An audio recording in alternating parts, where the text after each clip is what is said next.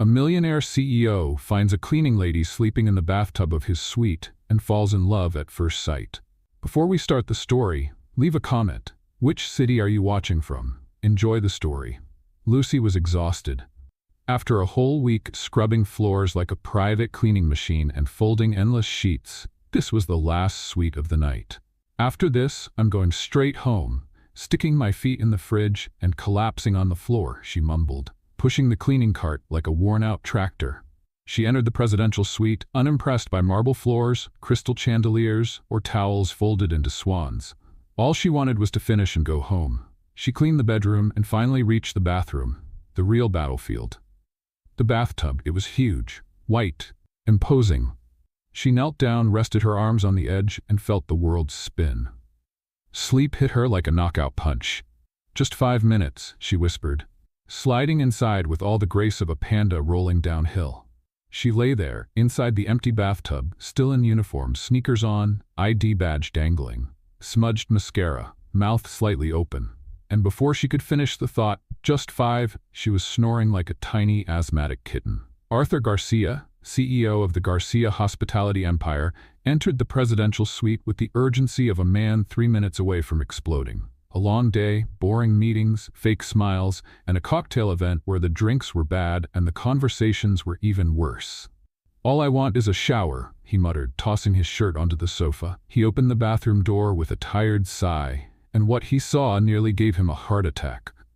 "What?" he shouted, jumping back as if he'd seen a ghost wearing headphones. There she was, a woman, sleeping, in his bathtub, snoring, wearing a cleaning uniform, all twisted up, with one arm hanging over the side and the other hugging a bottle of soap. "What? How? Why?" Arthur stammered, eyes wide, heart pounding. "Ah!" Lucy woke up screaming, sitting up in a panic. "Did the rice burn?" "What? Am I late for school?" she yelled again, whipping her head around. "School? You're in my bathroom." Lucy finally opened her eyes completely and froze. A man, tall, shirtless, angry, rich, yelling, "Oh God, I'm dead. I died and ended up in the wrong heaven. Are you a trespasser? A psychopath? A cleaning spirit?" "I swear I wasn't planning to kill you," she screamed, throwing a sponge at him. "Kill me? Why would I be killed by a woman who smells like disinfectant?" Lucy tried to scramble out of the bathtub, slipped, hit her knee, tried to grab the edge, slipped again, fell backwards, screamed, "I'm stuck. The bathtub caught me." "Are you possessed?" "I was just tired, that's all. I swear, I work here." Arthur paused. He looked at the ID badge around her neck. "Lucy Ramirez, housekeeping. You work here?" "Yes, I did. Now I'm probably fired, or dead from embarrassment, one of the two." Arthur took a deep breath. "You fell asleep in my bathtub, in uniform, snoring." "You heard that?" she whispered, turning bright red. The entire hotel heard it. Lucy tried to get up, but her leg got tangled in a cleaning rag. She fell again, this time on her knees, arms raised. "Please, sir, I beg you. It was just exhaustion. I'm not crazy, just so tired." "Why didn't you sleep somewhere else? A chair? The floor?" "Because no chair has the same charm as this bathtub, right?" Arthur wasn't sure whether to call security or sit down and laugh. "Do you realize what a scandal this would be if a guest had found you?" "I know. I'd be fired, blacklisted, banned from the industry, and probably end up on a website titled, 'Cleaning Lady Sleeps in Guest's Bathtub and Snores in High C Major.'" Arthur crossed his arms, assessing the situation. She was clearly a walking disaster. But she was funny and real, and she hadn't meant any harm. She was just exhausted. "Get up, Ramirez." "Seriously? Am I fired?" "Get up before you become part of the suite's decor." She grabbed her bucket, sponge, and tripped 3 times before reaching the door. "Thank you. I swear I'll never touch a bathtub again. Only showers, I promise." Arthur stood there staring at the bathtub, silent. After a long moment, he laughed, a quiet, muffled laugh, but a real one. "What kind of hotel am I running?" Lucy left the presidential suite like someone fleeing a crime scene. Bucket in one hand, dignity in the other, or whatever was left of it. The hallway was silent, but she swore even the carpet was judging her. "Great, Ramirez. Congratulations. You slept in the bathtub of the hotel's most important guest. What's next? A nap in the kitchen?" She muttered under her breath, sighing as she pressed the elevator button. The worst part was that her brain was on high alert. Tired? Yes. Exhausted? Absolutely. But now, She was awake enough to write a doctoral thesis on extreme embarrassment. She stepped into the elevator, tried to hide in the corner, and pressed the button for the lobby. She just wanted to disappear. Arthur remained there for a few more minutes, staring at the bathtub as if it were an Egyptian sphinx trying to present him with a riddle. The scene kept replaying in his mind. The woman snoring, the shock, the yelling, the confusion. It was unbelievable and funny, way funnier than he wanted to admit. He sighed and walked over to the bed, but sleep was long gone. Instead, he picked up his phone. "Martin, yes, I've arrived. No, I don't need anything right now. Just one thing. Who's in charge of housekeeping today?" "I can check for you, sir." "Do that, discreetly." "Did something happen?" "Let's just say I found a living surprise in my bathtub." He replied before hanging up. He was still smiling. The next morning, Lucy woke up to her alarm ringing like the funeral bells for her own soul. She had slept less than 5 hours. Her body ached in places she didn't even know existed, and the shame from the day before still throbbed like an open wound. "Maybe if I quit before they fire me, I'll still look like a respectable person," she said to the mirror while brushing her teeth. But deep down, she knew she couldn't. She needed the paycheck, the overtime, and most of all, she needed to keep paying for her younger sister's prep course. She put on her uniform, threw her hair up in a messy bun, and rushed out the door to avoid being late. If she was going to get fired, at least she'd do it on time. The hotel was busier than usual.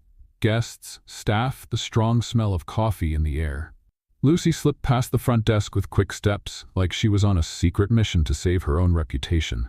She was determined to stay invisible all day. But the universe had other plans. During her break, she stepped out of the laundry room carrying a stack of bed sheets and ran straight into him. Arthur. No suit, no security, no warning. And of course, she tripped. The stack of sheets collapsed onto the floor like an avalanche. And to make things worse, one of them flew straight into Arthur's face, covering him from head to shoulders. "I didn't see you there," Lucy shouted, frantically trying to pull the sheet off as if she were defusing a bomb. Arthur calmly removed the fabric, his expression unreadable, and looked at her. Lucy smiled, or tried to. It was more of a nervous grimace than a real smile. "Listen, about yesterday." "Yes, about yesterday," he cut in, still serious. "I've already apologized mentally like 100 times. I just didn't text you because, well, I don't have the CEO's number. I didn't even know you were the CEO, or that you'd be in the room, or that it was your room. Anyway, I don't usually sleep in other people's bathtubs, I swear." Arthur raised an eyebrow. Sleeping in a stranger's bathtub doesn't exactly sound like a good habit. "Yeah, I know. Terrible choice. It's just... the sleep hit me so hard it was like some kind of orthopedic mattress hypnosis." Silence. Long enough for her to wish the ground would swallow her whole. Then, Arthur spoke. "Come with me." "Huh? Now? Like, now? "Yes, now." She stood frozen for 2 seconds, trying to figure out if this was a threat, an invitation, or the beginning of a corporate kidnapping. "I'm still in my uniform. Can I at least put the sheets down?" Arthur turned and started walking ahead, like the world was in slow motion, and he was the main character in an action movie. Lucy dumped the sheets onto a cart and ran after him, completely panicked. "Oh God, this is the day I become a meme," she whispered. Arthur's office was inside his presidential suite. Of course, because CEOs don't have regular offices. They have personal workspaces with city views, futuristic coffee machines, and sofas that look straight out of a European film catalog. Lucy stepped in like she was entering enemy territory. Arthur shut the door behind her and sat down in his chair, as naturally as someone who was always in control. "Sit. I'd rather stand, in a position of regret." "Lucy." She sat. "Okay, I'm ready to be fired now. Go ahead, be honest. Just let me know if I have to sign anything. Like, yes, I slept in the bathtub and won't sue the hotel." Arthur clasped his hands together and looked at her seriously. "I'm not going to fire you." She froze. "What? I'm about to make you an offer, but first I need to know, are you the kind of person who gets into trouble often?" "Trouble? Me? Of course not. I'm super professional, except yesterday, and that one time I dropped a jar of olives in the elevator." "Oh, and the time when, Lucy?" "Sorry." Arthur leaned back. "Starting today, you're taking on a new role. I want you to be my personal assistant." Silence. Her brain just crashed. "You're what?" Personal assistant. I need someone to help me escape boring meetings, dull dinners, ridiculous social events. Basically, someone to get me out of awkward situations without making me look like an idiot. Lucy blinked. Slowly. Are you serious? Completely. But I'm a housekeeper. Not anymore. Now, you're my assistant if you want the job. I don't own business clothes. I don't speak CEO language. I say dude when I get nervous. Arthur raised a hand, stopping her panic spiral. You don't need to look like an executive. Just be yourself. That's what caught my attention. Your honesty, your spontaneity, and, of course, the audacity to fall asleep in my bathtub. Lucy stared at him like he had just offered her a job as an astronaut. Is this a prank? Are there hidden cameras? I have better things to do than play tricks on sleepwalking housekeepers. She laughed, nervously. And the salary? 3 times what you make now. Oh. She almost fainted, but covered it up with a cough. Give me 2 seconds. She pulled out her phone and typed, Carla, if I go missing, it was the CEO. But I'm going out in style. Then she looked at him. Deal. Arthur gave a slight nod, a small smile on his lips. Great, you start tomorrow. The launch event for the new spa will be a good test. Lucy stood up, still in shock. Okay, I'll, get ready. Find something appropriate to wear. Practice polite smiles in the mirror. And maybe sleep in an actual bed. Excellent idea. At the door, she paused, turned back, and asked, just out of curiosity, why me? Arthur thought for a moment. Because you're the only person in this hotel who's made me laugh in months, and I'd rather have someone who makes me laugh than someone who puts me to sleep with boredom. She smiled, walking out of the office almost floating. Okay, but just to be clear, the bathtub is still yours. Later, in the employee cafeteria, Carla, Lucy's chatty best friend, nearly choked when she heard the news. You're going to be the CEO's assistant? He's totally in love with you. I saw this in a movie. Oh, Carla, don't start. I can barely walk in heels, and tomorrow I have to smile and act normal. That's never going to happen, Carla said, already grabbing her phone. This is going viral. Lucy rested her forehead on her dinner tray. What have I done with my life? And yet, deep down she was excited.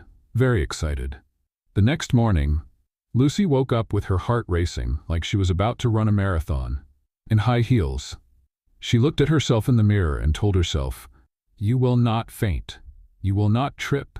You will not mistake a waiter for an investor. And for the love of your reputation, you will not sleep in bathtubs today. She took a deep breath. She had been through a lot in life, but none of it involved heels, executive brunches, or words like networking. She put on the only business-appropriate outfit she could borrow from Carla, a baby pink blazer that made her look like a toddler lawyer. Her hair was pulled into an elegant bun, or at least that was the idea. In reality, it looked like a carefully arranged bird's nest. At the hotel, she went straight to Arthur's office. But before knocking, she checked her breath, straightened her posture, and practiced her professional yet approachable but slightly mysterious smile. What she didn't expect was to open the door and find Arthur standing there, wearing only dress pants, buttoning up his shirt. She froze. Oh my! She yelped, spinning around so fast she nearly broke her neck. Arthur, unfazed, calmly finished buttoning the last button, like this was just another day at the office. You're early, he said, as if standing half-dressed in his office was part of normal business protocol. I didn't know. There was no sign saying, in the middle of dressing. I'm new here. I didn't mean to see anything, I swear, she blurted out, eyes shut as if that would erase the memory. You can turn around now. I'm dressed. She turned back, face burning. This will not happen again, I swear. Unless you forget your shirt again, which I really hope doesn't happen. Arthur picked up an envelope from his desk and handed it to her. Today is the brunch for the spa launch. We need to talk to investors, VIP clients, and the press. Your job, get me out of awkward situations and keep me sane. Lucy took the envelope and let out a nervous laugh. And what if I'm the awkward situation? So it's going to be an authentic debut, he replied, with that little smirk that made people want to either laugh or punch him. A few minutes later, Lucy stepped into the event hall like someone invading a crystal castle. Everything was so bright. Huge chandeliers, crystal glasses, tables full of exotic fruits, and a violinist playing a slow tune that sounded straight out of an Oscar-winning movie. She felt a shiver run down her spine. "Calm down, Lucy. Just smile, stay close to the boss, and don't break anything expensive," she whispered to herself. Arthur walked in right behind her, now in full CEO mode. Impeccable suit, neatly styled hair, neutral expression. "Breathe, and remember, if I get cornered by someone annoying, you save me. Be creative. And if I get cornered, improvise. You're good at that." She laughed. "Is that a compliment or a warning?" "Both." The first test came quickly. A German investor with a serious mustache and an accent straight out of an old movie. "Mr. Garcia, we need to discuss the future of spa globalization," he began, grabbing Arthur by the arm. Arthur shot Lucy a quick look. "Help, now." She stepped forward with an exaggerated smile and said, "Excuse me, sir, but the chef urgently needs your opinion on the new cucumber and mint juice recipe. It's a disaster, a complete ice-cold catastrophe." Arthur masked his surprise, cleared his throat, and said, "Yes, of course. Priorities." He walked away with Lucy, leaving the investor lost in the middle of the exotic fruit display. Cucumber and mint juice? It was the best I could come up with in 2 seconds. Worst excuse ever? Top 5, but effective. The second challenge came when a wealthy woman, wearing a pearl necklace bigger than Lucy's head, approached with a fake smile. "Mr. Garcia, what a wonderful surprise. Do you still remember my daughter Clarice's wedding?" Arthur gave a polite nod. From what Lucy gathered, Clarice was the ex-fiancée who had run off with her personal trainer. Lucy immediately sensed danger. This woman spoke like someone who enjoyed humiliating others in public. "And you are?" the woman asked, looking at Lucy as if she were a free sample in a jewelry store. Lucy stepped forward, extended her hand, and smiled. "Mr. Garcia's personal nurse? I'm here to prevent nervous breakdowns caused by awkward conversations with former mothers-in-law." The woman blinked in shock for a second. Then she let out a stiff little laugh. "Oh, how witty. I try. Life's too short to be unpleasant on purpose." Arthur coughed discreetly to hide his laughter. "Come on, Lucy, we need to check the cheese table." As they walked away, he whispered, "A nurse? Better than babysitter for a socially anxious millionaire." Effective. Again. I'm getting the hang of it. The afternoon continued with forced small talk, glasses of juice that probably cost as much as Lucy's rent, and conversations she barely understood. But little by little, she realized she was doing well. Better than she expected. She improvised, rescued Arthur from boring discussions, and even managed to make him smile, genuinely. Most importantly, she was actually having fun. Until the press conference started. Arthur stepped onto a small stage to welcome the guests. Lucy stood beside him, pretending to be just another assistant, not an ex-cleaning lady who once fell asleep in the bathtub of the man now running a hotel empire. "Good afternoon," Arthur said into the microphone. "It's a pleasure to have you all at this special event. Our new spa was designed to offer guests a luxurious and revitalizing experience. And I'd like to take a moment to thank the team, especially someone who recently surprised me in a rather unexpected way." Lucy froze. "Ladies and gentlemen, please welcome Lucy Ramirez, my new personal assistant." The audience clapped, some smiled, others whispered, and Lucy froze. Sensing the panic in her eyes, Arthur added, "Before anyone starts making up stories, let me clarify. No, she wasn't hired because she slept in my bathtub, though she is the first person to do so and survive." Laughter. Lucy turned bright red but smiled. A genuine smile, the kind that comes from finally being seen and accepted. When the event ended, Arthur pulled her aside. "Sorry for the surprise. I still don't know if I should punch you or hug you. Do both, just wait until after work." Lucy laughed, relieved. "For the record, I'm actually enjoying this. Being my assistant, being more than just the person who cleans up after everyone." Arthur looked at her for a moment. Then he said, "You are so much more than that, Lucy." She swallowed hard. "Thank you, really." That night she got home, took off her pink blazer, threw herself onto the couch, and picked up her phone. A message from Arthur. "Mission accomplished. More to come tomorrow. Well, and it promises to be even more fun." Lucy smiled. She was still holding her phone, reading the message for the 3rd time. "Mission accomplished. More to come tomorrow. And it promises to be even more fun." She dropped the phone on the couch and covered her face with her hands. "I survived a press conference with CEOs, triple-digit sushi, and a public joke about my bathtub nap, and I still get a more to come tomorrow? For the first time, She didn't feel like just a spectator in her own life. She was inside the story, messy, improbable, but real.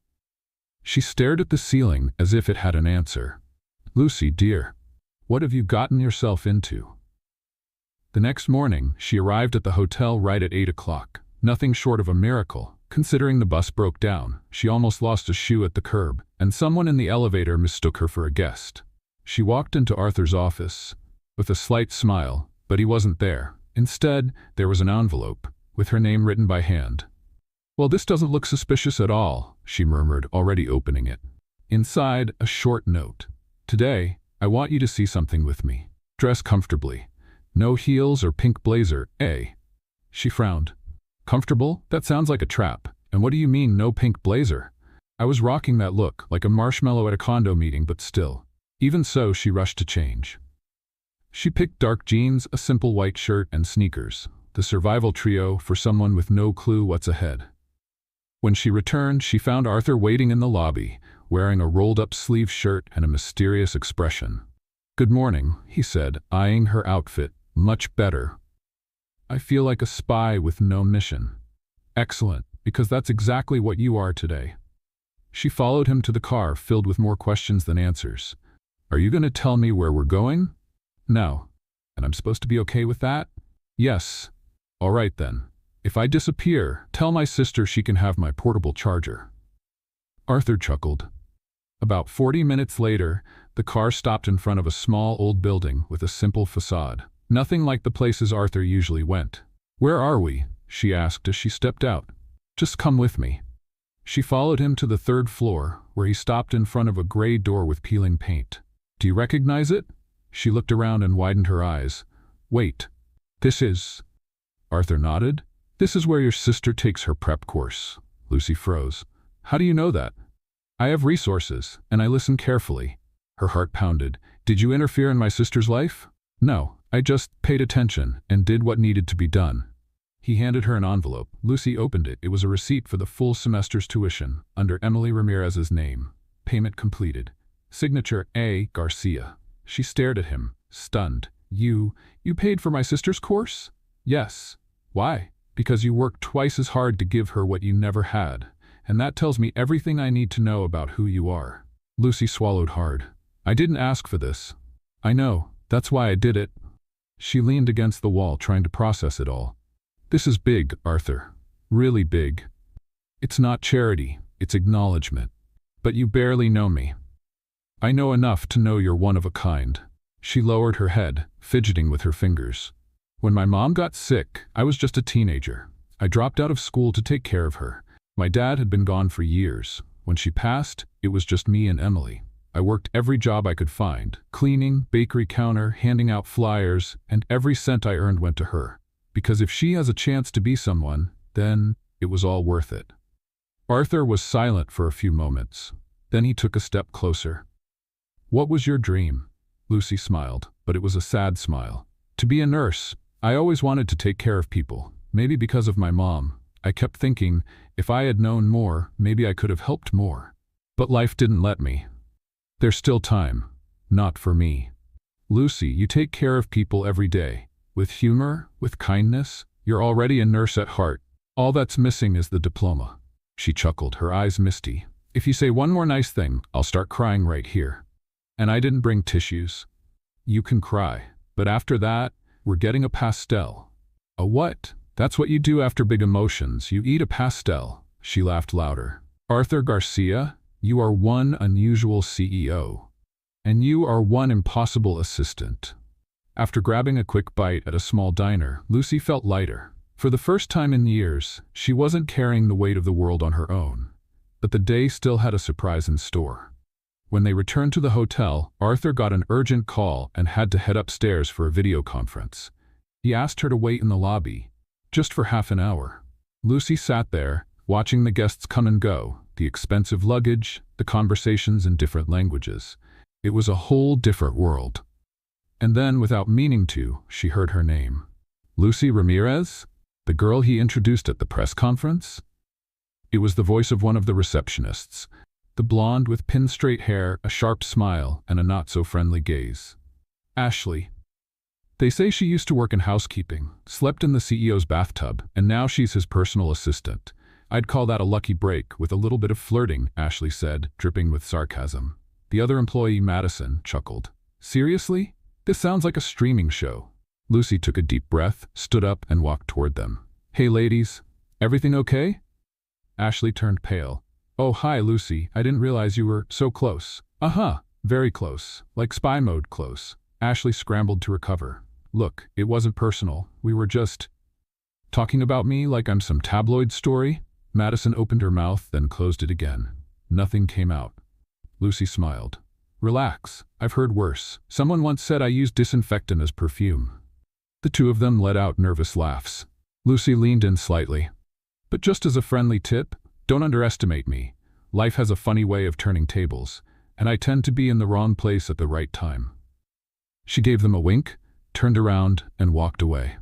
By the time she reached the office, Arthur was still on the phone, but he noticed her out of the corner of his eye and wrapped up quickly. Everything okay? Gossip, judgmental stares, and a touch of sarcasm. The fame package. Want to switch jobs? And give up my chance to keep annoying you with random comments? Never. Arthur chuckled. Tomorrow, we have a dinner with sponsors. Are you coming? If they serve pastries as appetizers, maybe. There will be wine. You've convinced me. That night, Lucy lay in bed with her mind racing. It wasn't just about the new job. It was about being seen, being recognized, being respected. She stared at the ceiling and thought, maybe I don't have to be a nurse to take care of people. Maybe I'm already doing it in my own way. And she smiled, because even without a degree, she was changing lives, including her own. Lucy stared at her reflection in the hotel's restroom mirror, as if she were facing a jury. You just need to look professional, confident. Hide the nerves, and don't mistake white wine for coconut water this time, she told herself. Tonight's sponsor dinner was her second big event. The first had been a mix of chaos and charm, cucumber juice, sarcastic socialites, and an unexpected press conference. But now this was a whole different level. Arthur had said, tonight you'll meet the heart of our empire. The sponsors are demanding, influential, and incredibly boring. That's why I need you. So here she was, in a borrowed burgundy dress, this time from her upstairs neighbor, her hair in a decent bun, and a tiny clutch that held exactly three things: her phone, lipstick, and dignity, though there was plenty of room left for the last one. As she left the restroom and walked toward the private dining room, she felt her heels wobble. But her stride was steady, her expression perfectly rehearsed. I'm amazing, and I'm totally not faking it. Arthur was waiting near the entrance. Dark gray suit, neatly trimmed stubble, and that effortless air of someone who was born wealthy. When he saw her, he paused for a second. You look elegant, professional, impressive, different. Lucy raised an eyebrow. Was that a compliment? I'm still deciding. She smirked. I'm ready. What's the plan? Survive the sponsors, avoid awkward questions, and if possible, escape before dessert. I've had a ginger mousse trauma since last year's dinner. Got it. And if someone starts telling a bad joke? You say there's an emergency and get me out. Can I say you have an allergy to small talk? Brilliant. Use that. The dining hall was a sea of white linen, candlelight, fine glassware, and polite but fake smiles. Lucy recognized several faces from magazines and social media, business moguls, models, investors. They all seemed to know Arthur. And they were all staring at her. The whispers started quietly. Is that the new assistant? Is she the one from the press conference? I heard she was a cleaner. Now she's with the boss. Lucy took a deep breath, kept her posture straight, her smile in place, and her head held high. Or at least, mostly. Remember, she whispered to herself, you're not here because you fell asleep in the bathtub. You're here because you woke up wanting to change your life. And because fate has a sense of humor. Arthur led her to the main table where three important sponsors were waiting. Mr. Collins, an older man with thick glasses and a deep voice. Mrs. Bennett, an elegant woman who spoke as if she were always bored. And Derek Stone, the kind of guy who smiled too much and shook hands like he was trying to crush bones. Good evening, Arthur said, his charm well rehearsed. Good evening, Mr. Garcia. And Mrs. Bennett looked at Lucy. This is Lucy Ramirez, my personal assistant, Arthur replied before she could open her mouth. Lucy extended a firm handshake. Nice to meet you. And just to be clear, I'm not a nurse, a nutritionist, a relative, or a fictional character. A few quiet chuckles around the table. Arthur seemed pleased. The dinner continued with sophisticated appetizers and conversations about numbers, projections, investments, and, to Lucy's absolute boredom, Slovenian artisanal wine prices. Still, she carried out her mission flawlessly. She smiled, asked smart questions when needed, kept Arthur from getting trapped in endless debates, and even discreetly suggested that the waiter remove the scallop dish before someone could comment that it was a little overcooked. "I don't know how I survived these events without you," Arthur murmured, leaning toward her. "Probably more bored and more bad-tempered." "True. But with less public embarrassment." "Also true." Everything was going smoothly. Until she showed up. Madeline. A tight black dress, stiletto heels, red hair cascading in waves, and a perfume that announced her presence before she even arrived. Lucy saw her first, and her immediate instinct was to turn her back and pretend she urgently needed to leave the country. But it was too late. "Arthur," Madeline said, her smile sharp. Arthur turned, and the slight smile on his face vanished. "Madeline." Lucy straightened in her chair. "I didn't know you'd be here," Madeline said, looking Lucy up and down. "And you brought company?" Arthur took a deep breath. "Madeline, this is Lucy Ramirez, my assistant." "Ah, of course," the redhead replied, extending her cold fingers. "Assistant." Lucy shook her hand firmly. "That's right, not to be confused with decorative," Madeline smiled. "Of course, it's always nice to see new hires with multiple skills." Lucy kept smiling, but inside she was screaming, "Hold me back or I'll bite her." "And you?" she asked. "Still in the business of scheming, or did you change careers?" Arthur cleared his throat. "Ladies?" "Sorry," Lucy said, "just trying to learn how to behave among the big fish." "Some fish have thorns," Madeline replied, still smiling. "And some just swim in circles," Lucy shot back, taking a sip of wine. The air was now as tense as the strap on her brand-new heels. Madeline left with class and venom. "It was a pleasure. Good luck, dear." Lucy responded with an ironic wave. "You too. Always nice to see characters come to life." As Madeline walked away, Arthur looked at Lucy, unable to hide his amusement. "You just won the sharpest comeback contest at a gala dinner." "Was that a compliment?" "It was almost a marriage proposal." Lucy laughed, but her expression quickly grew serious. "You were something with her, weren't you?" Arthur hesitated for a second. "We had a brief relationship, before the hotel expanded, before everything. And now? Now she represents competing investors, and loves showing up at my events.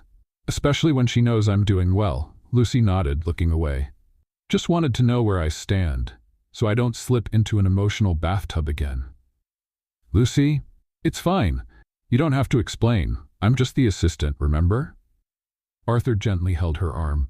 "You are much more than that, and if you haven't realized it yet, you will soon."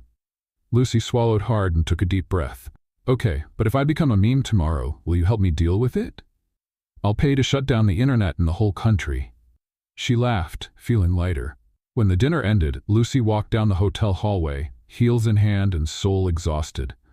Arthur walked beside her, hands in his pockets. "You know, you surprise me more than anyone I've ever worked with," he said. "That's because you've never had an intern with OCD and a talent for beatboxing," she replied. Arthur stopped. "Thank you for tonight. For keeping you in check, or for not stabbing Madeline with a fork?" "Both." She smiled, but something unspoken lingered in the air. "Do you still think about her?" she asked quietly. "Not like before. Madeline is the kind of person who likes to win, and she doesn't care who she steps on in the process." "And me?" Arthur took a step closer. "You're the kind of person who lifts people up, even when you're on your knees yourself." Lucy fell silent. Was that a compliment? It was almost another marriage proposal. She smiled, and this time she didn't even try to hide it. That night, already home, lying on her bed with her dress still halfway on, Lucy stared at the ceiling once again. But this time her thoughts were different. She was starting to feel something. Something more than admiration, more than respect. Something that could either complicate everything or change everything. And for the first time she wasn't afraid of it, just curious, and feeling a pleasant flutter in her stomach. Lucy's phone buzzed nonstop. Still lying down, she lazily reached for it on her nightstand and squinted at the screen. Lots of messages. Group chats, notifications. One of them was from Carla. "Girl, have you seen what they're saying about you?" Lucy frowned, still trying to wake up. This never starts well. She opened the group chat. "United Cleaners will never be defeated," and saw the screenshot. It was a headline from a gossip page with nearly 300,000 followers. "Housekeeper becomes CEO's assistant after falling asleep in presidential suite. Sources say, romance on the way?" The photo was a terrible montage of her holding a wine glass next to Arthur taken at some event. An arrow pointed to his slightly inclined arm with the caption, "Suspicious touch?" "Oh my God!" Lucy shouted, sitting up as if the mattress had turned into a hot plate. Notifications kept coming. "Is it true that you and Mr. Garcia? Girl, you're everywhere. Even in the laundry group. I'm rooting for you. Way to go, boss." Lucy ran her hands over her face. "Okay, stay calm. It's probably just a silly article. It'll blow over. People forget these things in 2 days." But she knew it wouldn't be that simple. At the hotel, the atmosphere was strange. Employees whispered in the hallways. Some greeted her with curious looks, while others avoided eye contact. In the staff break room, there was only one topic: Lucy. She walked past, pretending not to hear. When she arrived at the office, Arthur was already waiting. Wearing a suit, seated at his desk, phone in hand, his expression serious. As soon as he saw her, he set the phone aside. "Good morning." "Good morning," she replied with a half smile. "So you saw it?" "I did." Silence. "And?" she asked. "I'm handling it." "Are you suing someone?" "I already spoke with legal. We'll find out who leaked the photo and who made up the story." "But Arthur, it's not exactly a lie. I really did fall asleep in the bathtub." "You fell asleep from exhaustion, not to seduce anyone, and you became my assistant because you're talented, not for ridiculous reasons." She took a deep breath and sat down. "I just don't want to be a joke. Not for my sister, not for myself." Arthur looked directly at her. "I didn't want that either, and you won't be, I promise." A few hours later, the rumor had spread to the hotel lobby. A couple of guests whispered about it while waiting for the elevator. "It's her, right? The bathtub girl? Looks like it. And now she's his assistant. Quick, huh?" Lucy pretended not to hear, pressing the elevator buttons like she was trying to launch a rocket. She spent the whole afternoon avoiding eye contact, ignoring stares, and trying to focus on work. But it felt like swimming against the tide. At lunchtime, she sat at a table in the corner. When Emma, one of the laundry staff, approached, Lucy thought, "Here we go. Mind if I sit?" "Of course not." Emma sat down, hesitantly. "Look, I just wanted to say, you don't have to feel bad, okay? Some people only talk because they wish they were in your place." Lucy sighed. "Thanks, Emma, but it's not as easy as it looks." "I know. But listen, my sister is a waitress at a smaller hotel, and when she heard about this, she said, finally, someone like us ended up where they never let us be. So thank you." Lucy felt a lump in her throat.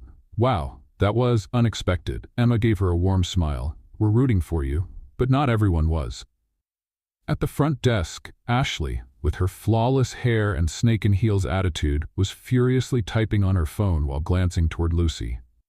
"I bet this will end in either a firing or a promotion if she keeps smiling at him like that." Madison rolled her eyes. "You're just jealous because Arthur never even asked you to bring him coffee. I don't need to get attention by falling asleep in bathtubs, and you never will, because he likes real people, not high-heeled robots." Ashley's face soured.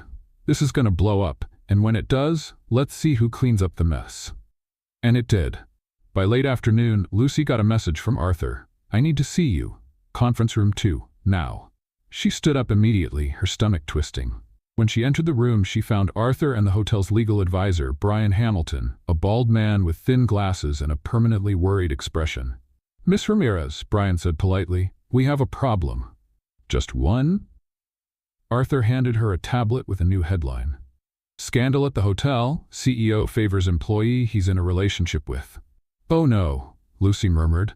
"They're saying you are only promoted because of my personal interest and that it compromises internal decisions." "That's ridiculous." "I know, but that's not what the sponsors are saying." Lucy's eyes widened. "The sponsors?" Arthur nodded. "Some are demanding a statement from me. Others are threatening to pull their support if I don't take action." "What kind of action?" Brian answered. "The most recommended course would be for Miss Ramirez to take a temporary leave.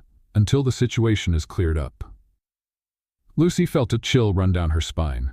You want to remove me? Arthur stepped forward.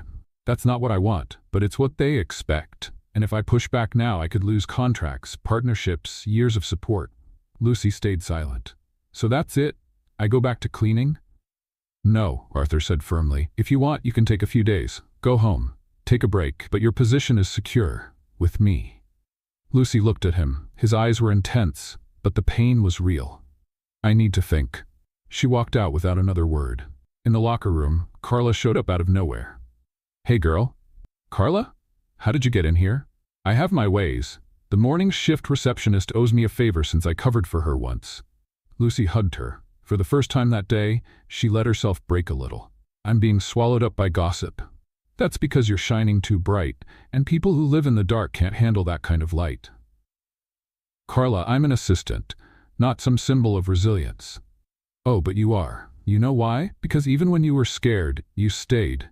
Even when you felt ashamed, you held your head high, and even while being judged, you never changed who you are. Lucy smiled, touched. That was beautiful, almost poetic. I wrote it on the back of a cookie package yesterday. That night, Lucy was ready to leave when she found Arthur in the lobby. He was alone, hands in his pockets. Going home? He asked. Yeah, I'm done for today. Do you need a ride? No. Silence. Lucy, I'm sorry. She looked at him. You're not the one who should be apologizing. The world should, but it won't, will it? Unfortunately, no. So we learn to walk with our heads up anyway. Arthur nodded. I'll fix this mess. I promise. She gave a small smile. This time let me clean it up. On the bus ride home, Lucy stared out the window. The city looked huge, but for the first time she didn't feel small. Just in progress. And despite everything, she knew this wasn't the end. It was only the beginning of something stronger, harder, more real, and she was ready. The next morning arrived before Lucy could get any sleep. She had spent the whole night tossing and turning, her face buried in the pillow, thoughts screaming over each other. You've become a joke. No matter what you do, they'll always think you don't belong. Maybe it's better to disappear before it gets worse. When the alarm went off at 6, Lucy wanted to throw it out the window. Instead, she just slapped it hard and sat up, her hair looking like a modern sculpture of stress. Good morning, public humiliation. Let's shine. She got dressed in silence. Jeans, a simple black t-shirt, comfortable sneakers. Today, she didn't want to look like an assistant or a professional. She just wanted to be invisible. But that was becoming more impossible by the day. When she arrived at the hotel, she noticed the stares were even stronger. Some employees greeted her with those awkward smiles, the kind that said, I'm on your side, but I also want to hear all the gossip. Others didn't even try to hide the judgment in their eyes. She ignored them. The elevator took longer than usual. Inside, she found Ashley and Madison. So, you came back, Ashley said, her voice as sweet as pure lemon. Lucy just stared at the button for the 10th floor. After everything that happened, I thought you'd take a forced vacation, Ashley added with a little laugh. I'm still here, Ashley. But if you'd like, I can arrange a forced vacation for you if you keep talking in that horror movie voice. Madison choked, trying not to laugh. Ashley huffed. The elevator doors opened. Lucy stepped out first, head held high. But inside, the anxiety was eating her alive. Arthur wasn't in his office when she arrived. There was only a note on the desk. Today, we have a meeting with all managers and internal sponsors. Press conference at 5 p.m. Meet me in the main hall. Lucy sat in his chair and spun it slowly, staring at the ceiling. A press conference? Again? What's next? A reality show? She sighed, closed her eyes for a moment, and tried to breathe deeply. But that feeling of not belonging was coming back full force. In the middle of the afternoon, Lucy decided to do something she had been avoiding for weeks, visiting the floor where the cleaning staff still worked. She went up and found Emma, the laundry girl, neatly folding sheets. Lucy, Emma said, surprised. Wow, I thought you had forgotten about us. Me? Never. I just got caught up in a whirlwind of sushi, high heels, and gossip. Emma laughed. So, how are you? Not great. Feels like every time I try to fit in, the world says, no thanks. Emma paused for a moment and then said, we're all rooting for you, you know. Because if you make it, it feels like everyone who scrubs bathrooms, folds laundry, and works behind the scenes can make it too. Lucy swallowed hard. Thank you. Really. Don't let those spoiled people break you, Lucy. They have no idea how strong you are. She smiled, but deep down she knew that sometimes even she didn't realize her own strength. At exactly 5 p.m., Lucy walked into the main hall. There was a small stage with microphones, rows of chairs, and a filming crew from the hotel. Arthur was already there, talking to the marketing director, Jason Miller, and the legal advisor, Brian Hamilton. When he saw Lucy, Arthur immediately walked over. I'm glad you came. I still don't understand what this is. You will. He pointed to the front row and asked her to sit there. She eyed him suspiciously. Arthur, what are you up to? Just trust me. She sat down, but her heartbeat was so loud it felt like it echoed through the room. Minutes later, the guests started arriving. Managers, sponsors, shareholders, and a few familiar faces from high society. And of course, Madeline. She wore a white blazer and high heels, clearly aware she would be noticed. She walked past Lucy without saying a word but flashed that smirk that said, "You're going to fall, you just don't know when." Lucy pretended not to notice. Arthur stepped onto the stage, took the microphone, and took a deep breath. Good afternoon, everyone. Thank you for coming on such short notice. This emergency meeting was called for one reason only, to put an end, once and for all, to the rumors surrounding my personal assistant, Lucy Ramirez. Lucy froze in her chair. A murmur spread through the room.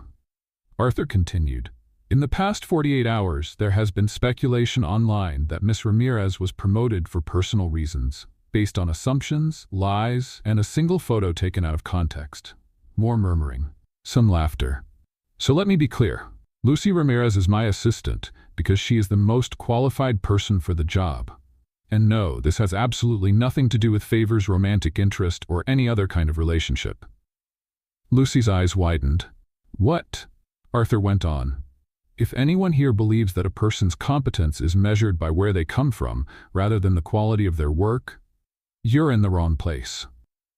Some of the audience murmured in agreement. Others remained silent. Lucy started at this hotel cleaning bathrooms. She once fell asleep in a bathtub after a 15-hour shift, and even then, when she woke up, she apologized and went right back to work. Since then, she has pulled me out of embarrassing situations, stood up to powerful people, and done more for this hotel than some who have been here for years. Jason, the marketing director, nodded subtly. Arthur finished. I'm not letting her go, I'm not apologizing, and if anyone wants to reconsider their partnership with this hotel because of that, the doors open. Silence. Then, from the back of the room, a male voice spoke up. I support Miss Ramirez staying. It was Mr. Bennett, one of the hotel's longtime sponsors. Soon, others started murmuring their agreement. Emma, who had been sitting quietly in the back, cheered. That's right. Lucy looked at Arthur, unsure whether to laugh, cry, or run up and hug him in front of everyone. Arthur looked straight at her, without a microphone, and simply said, Thank you for not giving up. She nodded and smiled. A smile full of everything, gratitude, relief, and something more. Something that grew every time he did what no one else had ever done for her. Defend her. At the end of the event, as the hall was emptying out, Lucy walked up to him. You're crazy. I've been told that before. You just picked a huge fight for me. No, with you, not for you. She crossed her arms. You do know this will have consequences, right? I'm used to those. Silence. Lucy took a deep breath. Thank you. Arthur stepped closer. Do you understand now why I insisted on keeping you here? Yes, but it still feels surreal. Good, let it stay that way. Oh, and just so you know, she added, Madeline nearly exploded with rage while you were speaking. Arthur smirked. That was just a bonus. That night, Lucy went home with her head in the clouds. When she arrived, she found her sister Emily studying in the living room. Hey, Lucy said, taking off her shoes. How was your class?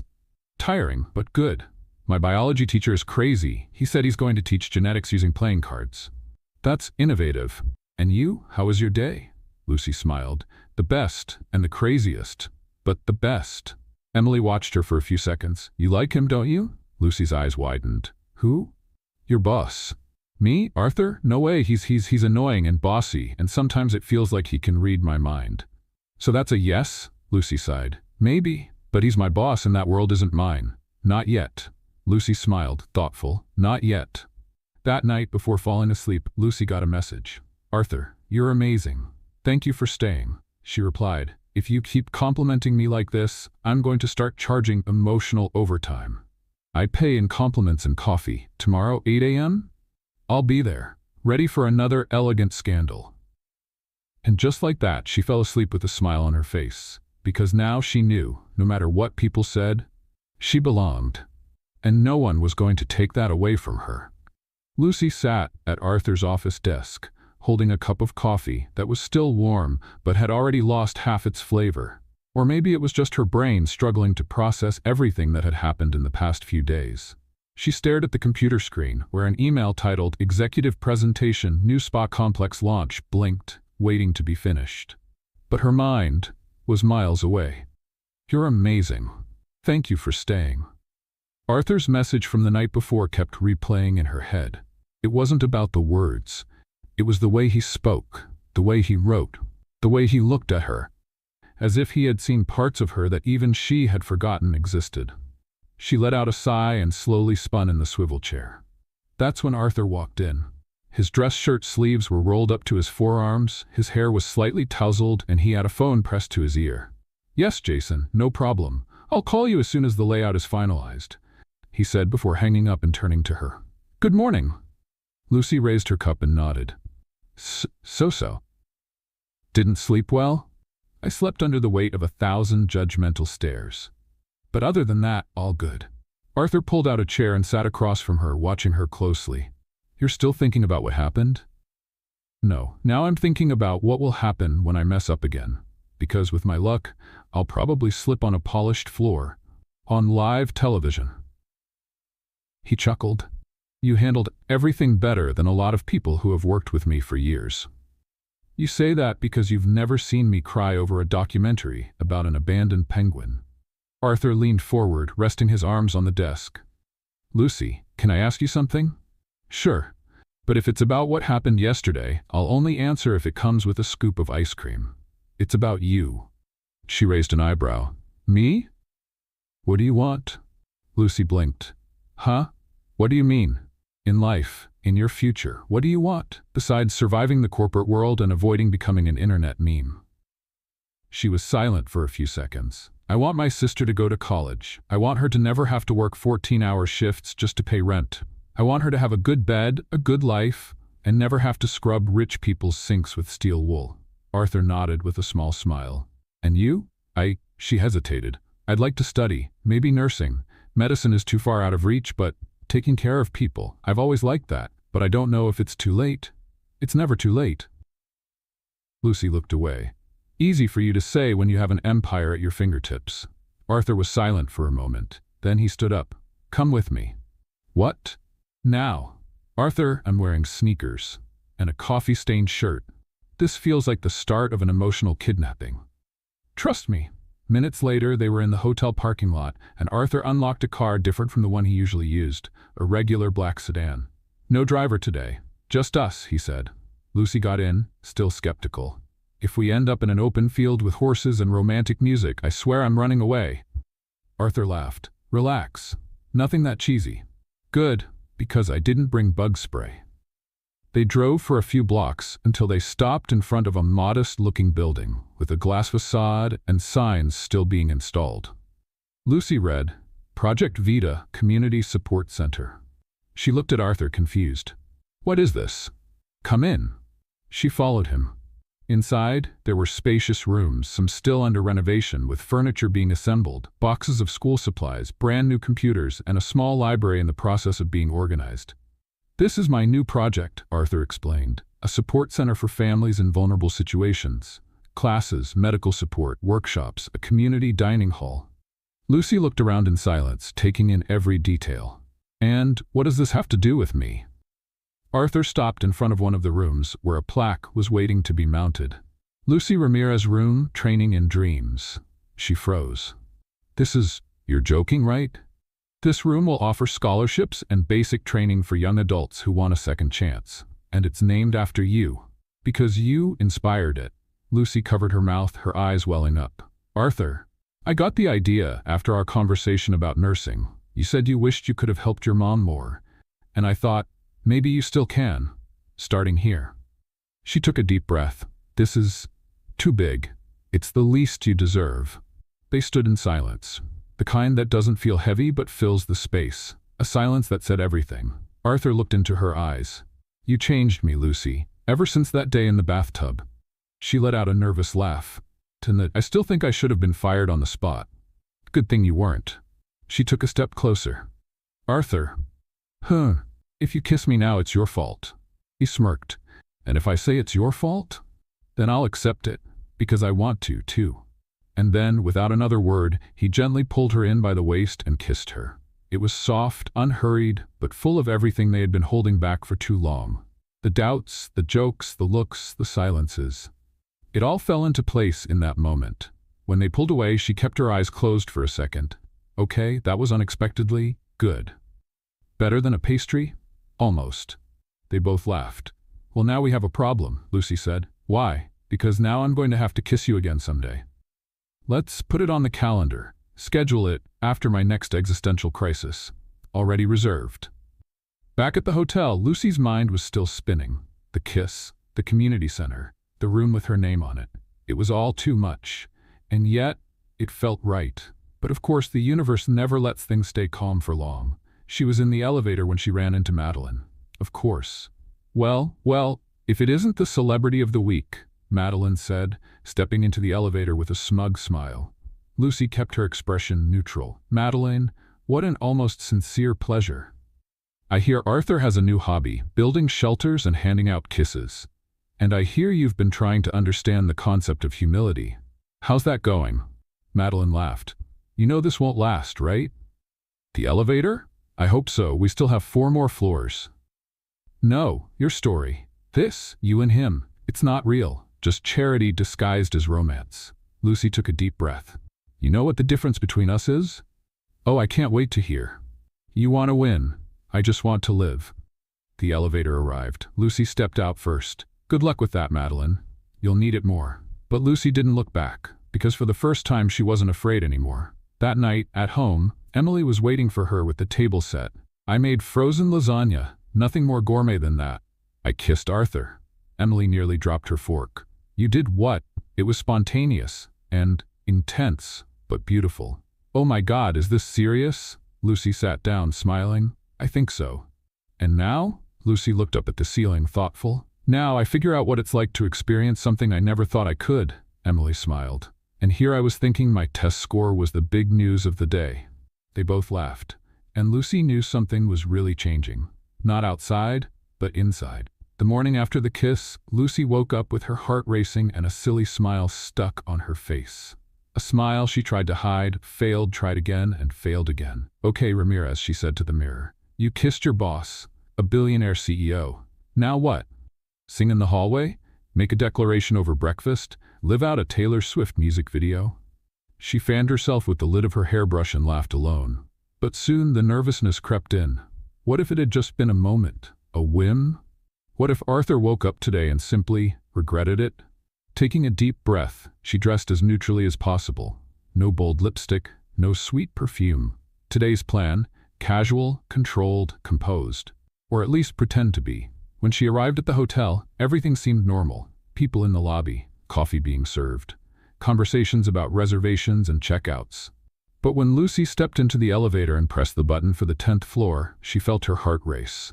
She didn't know how to face Arthur after the night before. But he wasn't in the office, or anywhere. Strange. She checked her phone. No messages, no calls.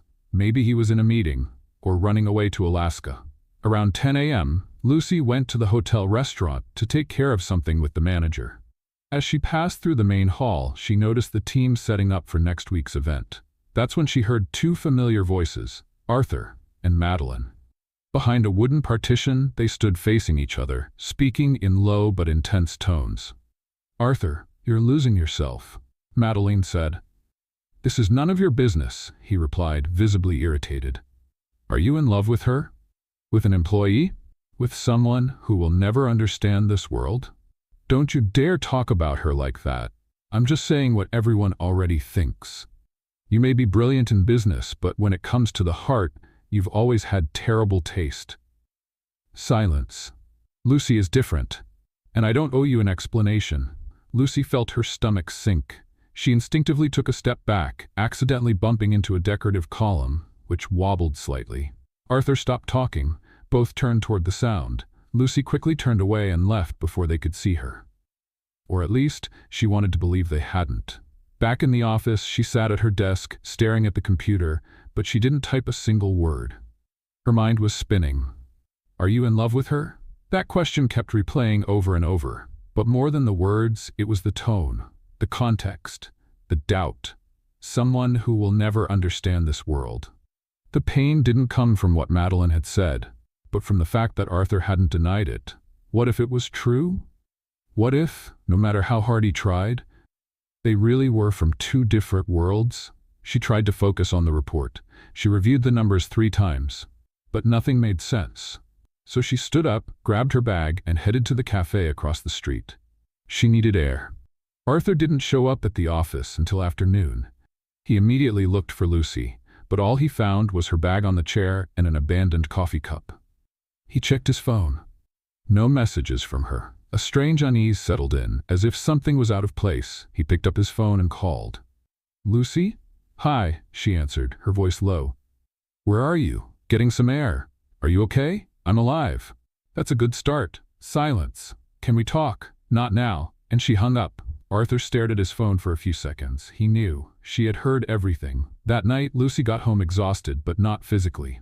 It was a deep, emotional exhaustion, as if she had run a marathon inside her own mind. Emily was on the couch, watching a movie. Hey, I got pizza. Your favorite, pepperoni with a cheese crust. Lucy forced a smile. Thanks. Emily studied her sister's face. Did something happen? Just a weird day. Weird like I spilled coffee on the CEO, or I'm in love and don't know if I'm enough. Lucy blinked. Are you reading my mind now? Emily grabbed a slice of pizza. I'm your sister. I have a poetic license to guess when you're internally freaking out. Lucy sat next to her. I heard Arthur arguing with that Madeline woman today. She basically said he was losing himself because of me. And he didn't deny it. Emily chewed slowly. But he didn't agree either, did he? Not in words. And what does your heart say that maybe she's right, that this world isn't for me? Emily turned and looked at her firmly. Lucy, you got here on your own. You made this guy care. You made an entire hotel stop to listen to you. Don't shrink yourself because of bitter people. Lucy let out a deep sigh. What if I step back a little, just to think? If it's for you, that's fine. But if it's out of fear, it's not worth it. Across the city, Arthur stood on the hotel terrace, looking at the city lights. A glass of wine in his hand, he replayed every word from that morning in his mind. Every reaction from Lucy, every expression she tried to hide. He knew he had stepped into dangerous territory. He knew that, for someone like her, every step in this world felt heavy. But he didn't want her to take that step alone. He picked up his phone. Typed, deleted, typed again. Arthur, I wish I could go back to last night. Not to change the kiss, just to tell you how much it meant. He waited. No reply. Let's play a little game for those who only read the comments. Type ice cream in the comments. Only those who made it this far will understand. Now let's get back to the story. The next morning, Lucy arrived at the hotel early. She avoided the employee elevator and took the stairs. Avoided the cafe. Avoided the stairs. She was determined to be professional, cold, focused. When she entered the office, Arthur was already there, standing by the window. She walked in, her heart beating in sync with the sound of her heels on the marble floor. Good morning, she said with a light, neutral smile. Good morning. Silence. We have a meeting with the marketing team at 10. It's already on the schedule. Silence again. About yesterday. No need, she said too quickly. It's over. Not for me. She finally looked at him. Arthur, this world, it scares me. Not because of the people, but because it has rules I never learned, and because sometimes I feel like I'm just a temporary piece in a game I was never invited to play. He stepped closer. You're not a piece, and you're not temporary. Then what am I? Arthur hesitated. Someone who makes me want to change the whole game. Lucy felt the ground shift beneath her feet. You know this could end badly, right? Everything worthwhile is a little scary. She took a deep breath. Then give me some time. As much as you need. Thank you. She turned to go to her desk, but before leaving she stopped at the door. "And just so you know, the kiss is still the best thing I've ever tasted." Arthur smiled. "Good, because I still want to try dessert." She shook her head, unable to hold back a laugh. And in that moment, she realized their silence wasn't an ending, just a pause. Before the next step. Lucy was finishing up a spreadsheet on her computer when Arthur appeared at the office door with 2 cups of coffee. He walked in slowly, as if he knew he was stepping into sensitive territory. "Truce?" he asked, holding out one of the cups. She hesitated for a second before taking it. "Apology coffee?" "New beginnings coffee." Lucy took a sip. Strong. Hot. Exactly what she needed at that moment. "I thought you were going to disappear," he said. "I thought about it, but then I remembered Emily still doesn't know how to use the microwave properly." Arthur chuckled, relieved to see her joking again.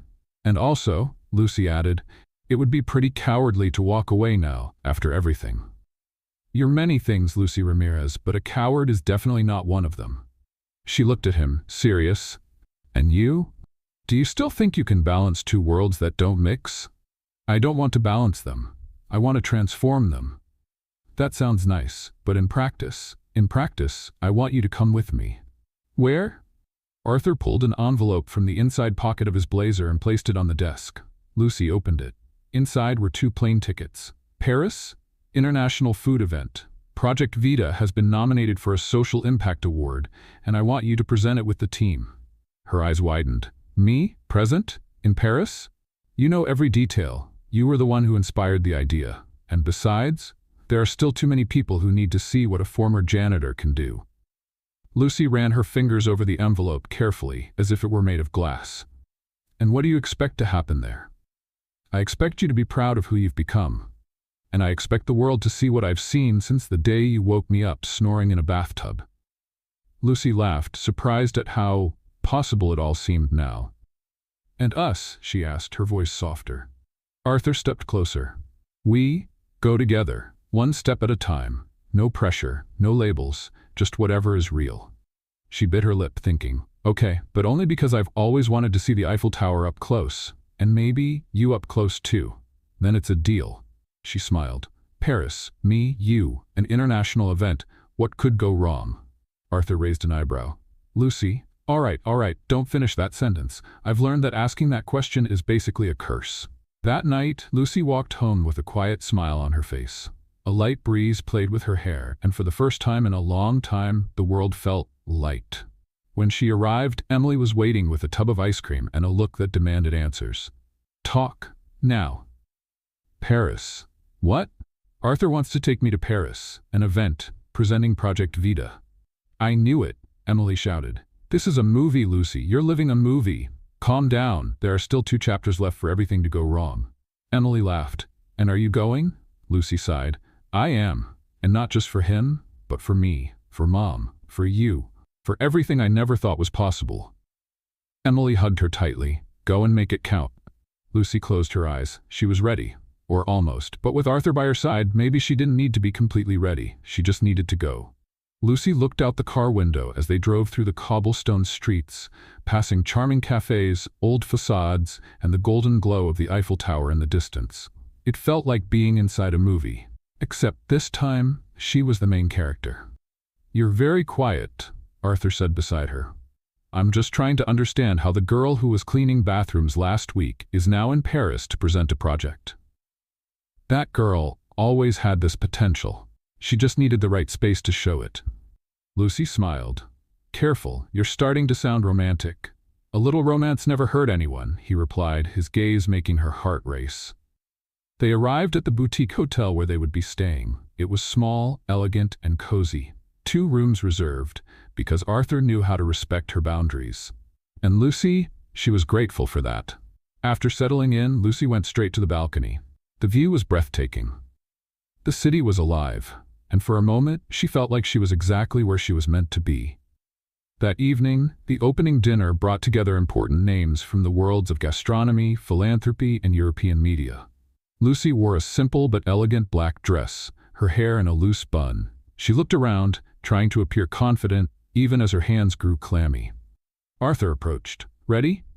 "More or less. I'm trying to pretend this is normal."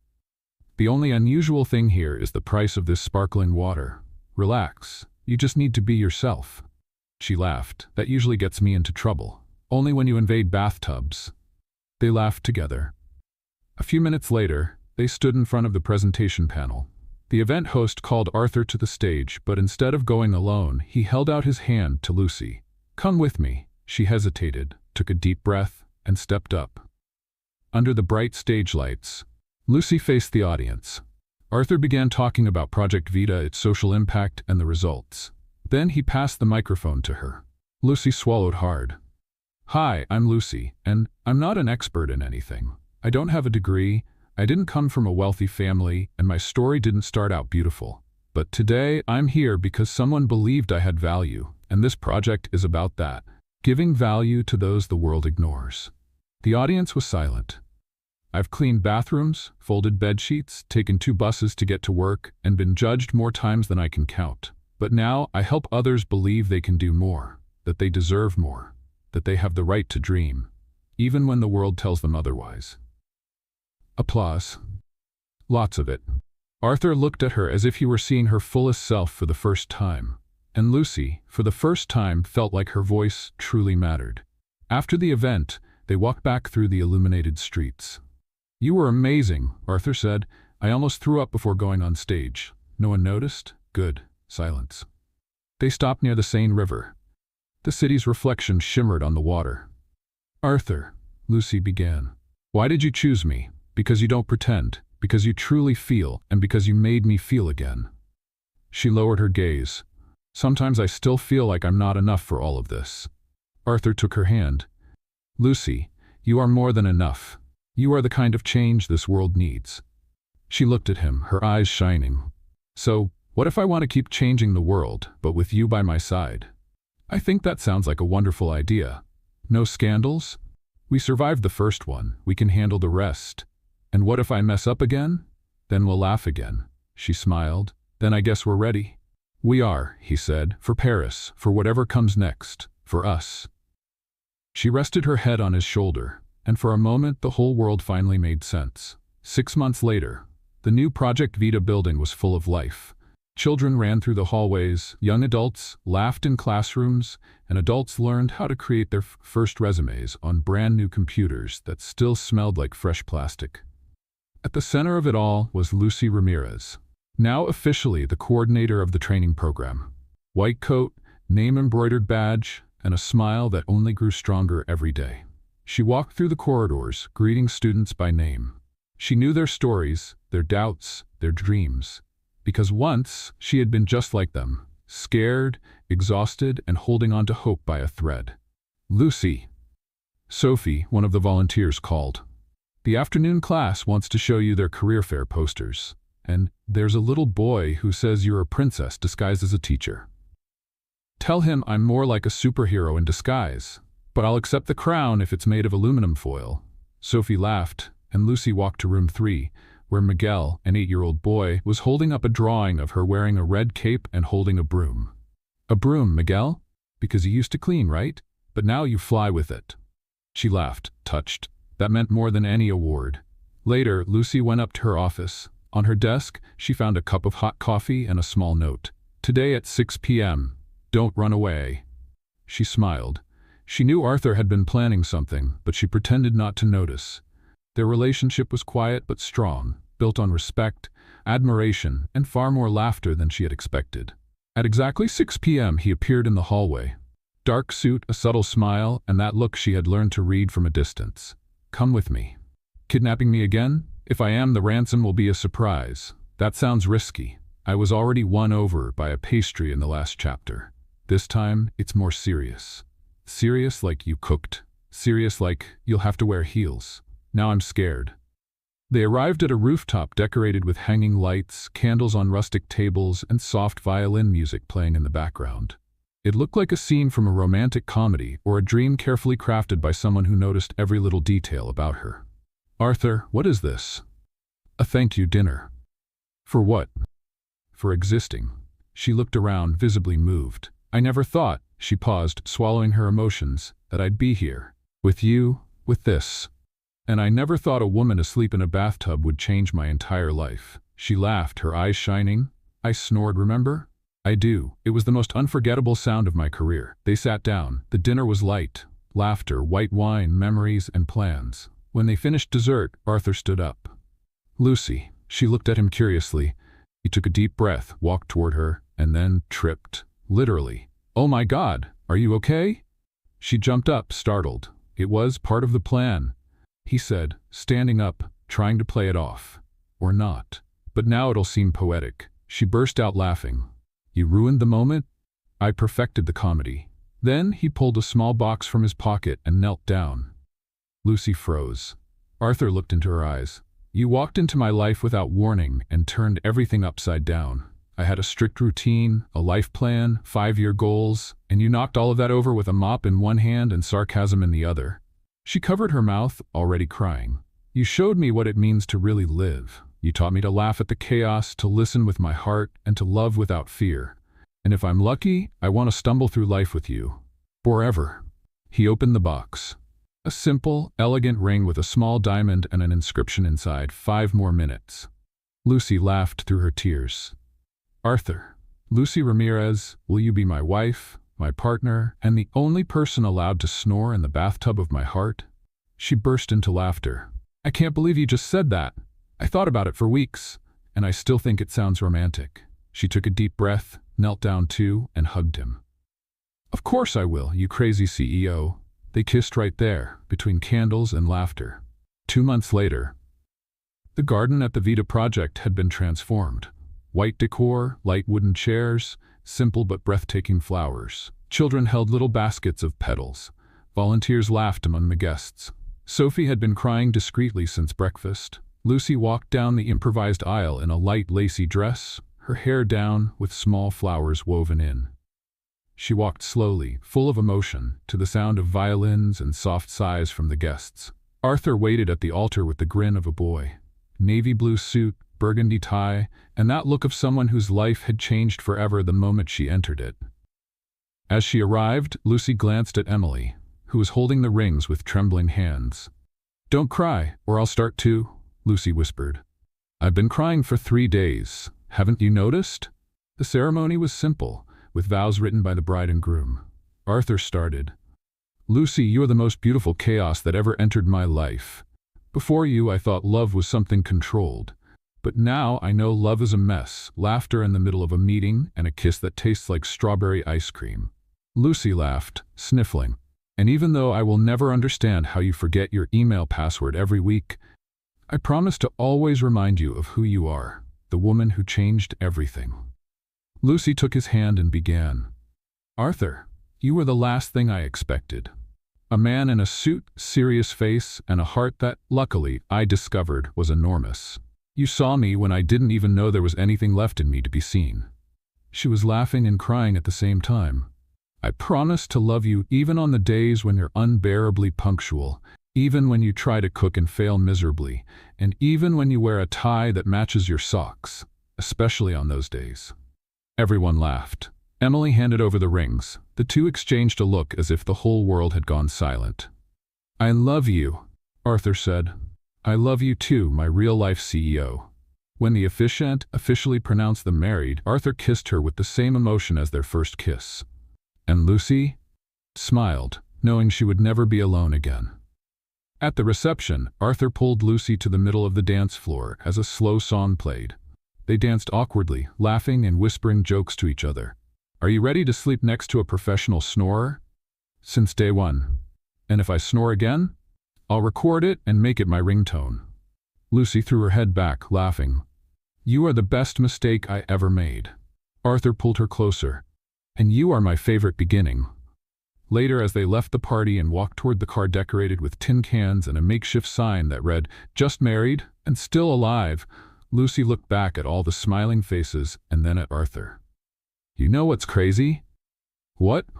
All of this started with a nap. The best love stories start when we least expect them, and when we accidentally fall asleep. They laughed and kissed again. Because there, among confetti, friends, and love, Lucy knew she had finally found her place in the world. and this time she didn't need to wake up. What did you think of Lucy and Arthur's story? Leave your thoughts in the comments. Rate this story from 0 to 10. What score would you give it? Subscribe to the channel and turn on notifications to follow all our stories, and check out more heartfelt stories by clicking here on the final screen.